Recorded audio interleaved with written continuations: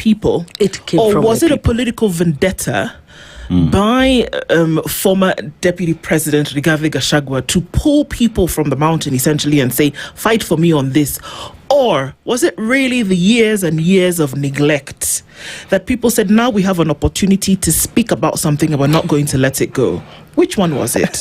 My dear, is a bigger scenario than the way you can see. If we would put it from the country point of view, the whole country is annoyed with this regime for economic sabotage by the government itself and all manner of the suffering that the Kenyans are facing today. And so the whole country was also urging the people of Orkalau, come to Orkalau, because the Orkalau is not a separate population from the population in Nairobi.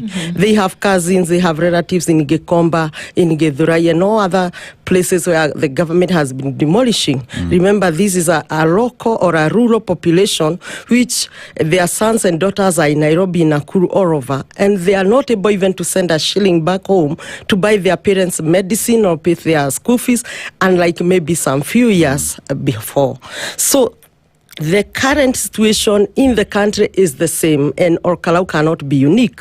So whatever the population in Mombasa is feeling, Nairobi, Kitui, or elsewhere, is the same feeling of Orkalau people. And so the people of Orkalau are determined to say to this government, we cannot add you one more soldier to continue adding taxes, one more soldier to continue not opposing the Ebola center in Laikipia, yet Laikipia is a neighboring county, and even the Minister for Health has gone ahead and said even the places that have NYS centers, there will also be built such quarantine facilities. In Tumaini, just right 5 kilometers from Orkalau town, we have an NYS Ebola center. So that means if we elect a government UDA MP, it's to add voice to allow a quarantine Ebola center to come to Orkalau. Yeah. That's said and done. The Gen Z revolution, so to speak,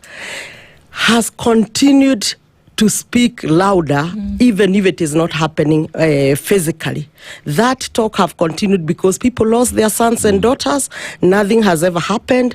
As if that is not enough, because everything has a turning point. The government has never gone to that turning point and acted differently. Instead, the government has continued to kill, to fight, to criminalize people. You go to the church, people are attacked. You go to the, mainly, particularly the churches, you are attacked. So you find the population from the church is annoyed with this government.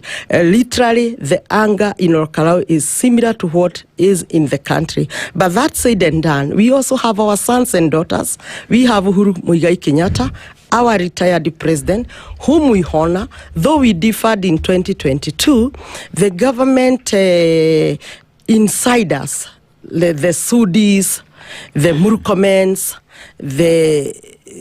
I am sure they're in public domain. They wake up every day saying, Uhuru this, Uhuru that, Uhuru this, Uhuru that. Having elected this government with nearly 47%, they impeached the deputy president, and as if that is not enough, they have woken up every day saying, this man is tribal. So the people said, okay, he's ours and we are tribal. Let's show you that we are tribal. That's the decision that they took. They are among the many reasons. They are among the many. First, why is the government bringing 100 developments 2 to 3 weeks during election time? Why is the government abusing our sons? It's also, politically speaking, a right for the people of the mountain to feel that these are our sons, they are leaders in this part of our country, and they also deserve respect. Three, why is the government sabotaging its own economy? If it is the issue of goonism, I think this is the first president who is bringing a very bad culture that will put this country to the Somalis, to the Congos, and the countries that have been in war forever, and they have never recovered. I have just found you speak of East Africa. Remember, I served in Yala for the last, the 12th Parliament, the 4th Yala in East Africa. We have seen these nations, Congo, DRC Congo, Somalia, South Sudan, who are now partner states of East Africa, suffer and unable to return to normalcy, courtesy of political miscalculation from their leadership. And that is where William Ruto is taking this country today.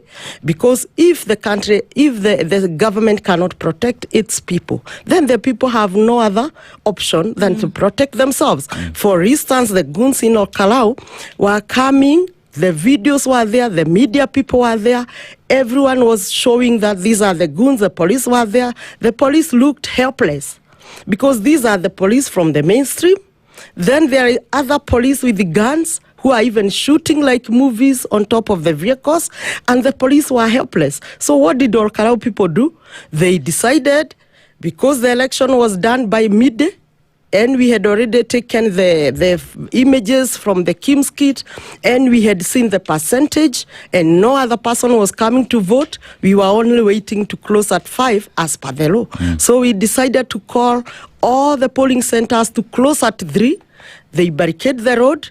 They surround the polling center with the stones, with the trees, and at exactly 5 they buy padlocks. They lock the rooms so that they count the votes inside while they are locked. Why were Wananchi doing this?